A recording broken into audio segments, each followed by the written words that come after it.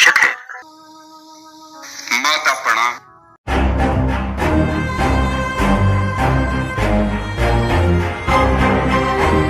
नमस्कार दोस्तों, तो आज हम छठे एपिसोड के दूसरे पार्ट को एक्सप्लोर करेंगे। तो हमने पहले पार्ट में यह जाना कि पराशर मुनि ने सत्यवती के शरीर से मछली के घृणित गंध को मिटाकर उसके शरीर को एक उत्तम गंध प्रदान की और कहा कि तुम इस गर्भ को इसी यमुना के तट पर त्याग कर वापस कन्या ही हो जाओगी। उस गर्भ से पराशर जी का पुत्र महान योगी महर्षि व्यास प्रकट हुए। वे ही द्वैपायन नाम से विख्यात हैं। वे मेरे कन्या अवस्था के पुत्र हैं।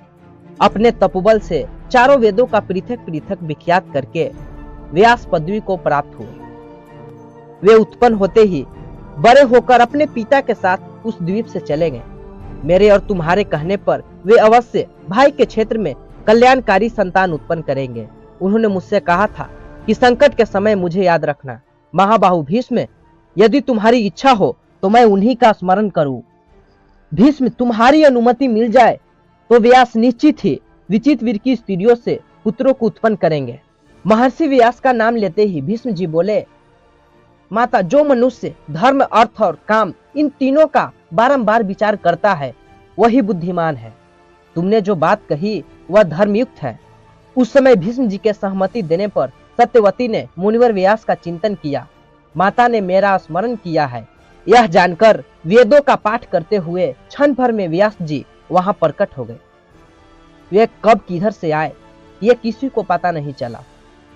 पुत्र का भली भांति सत्कार किया और अपने स्तनों के झड़ते हुए दूध से उनका अभिषेक किया और तब सत्यवती के प्रथम पुत्र अपने माता को प्रणाम करते हुए इस प्रकार कहा, आपकी जो इच्छा है उसी के अनुसार कार्य करने के लिए मैं यहाँ आया हूँ।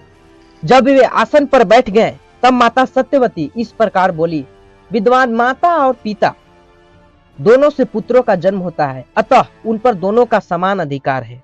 जिस प्रकार तुम मेरे प्रथम पुत्र हो उसी प्रकार विचित्र वीर मेरा सबसे छोटा पुत्र है।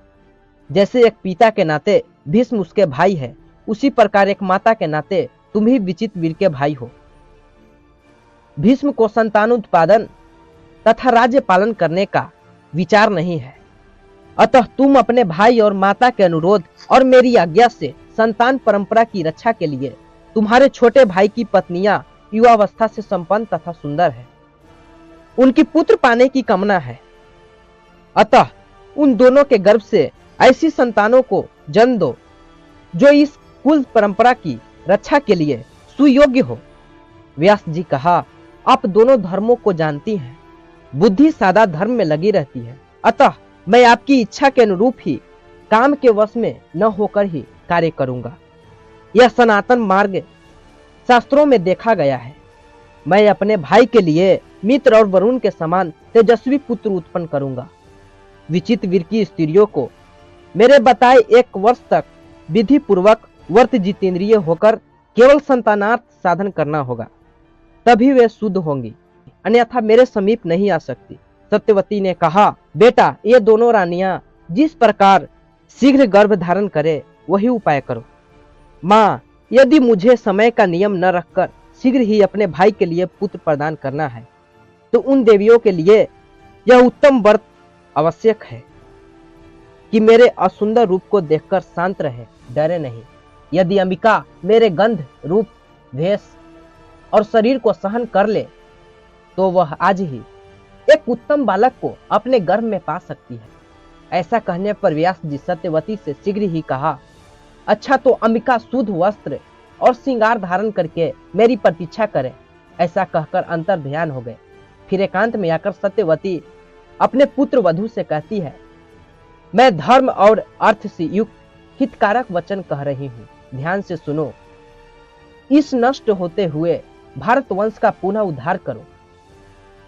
तुम देवराज इंद्र के समान एक तेजस्वी पुत्र को जन्म दो, वही हमारे कुल के इस महान राज्य भार को वहन करेगा। अंबिका धर्म का आचरण करने वाली थी। सत्यवती धर्म को सामने रखकर ही उसे किसी प्रकार समझा बुझाकर इस कार्य के लिए तैयार करवाया। धन्यवाद।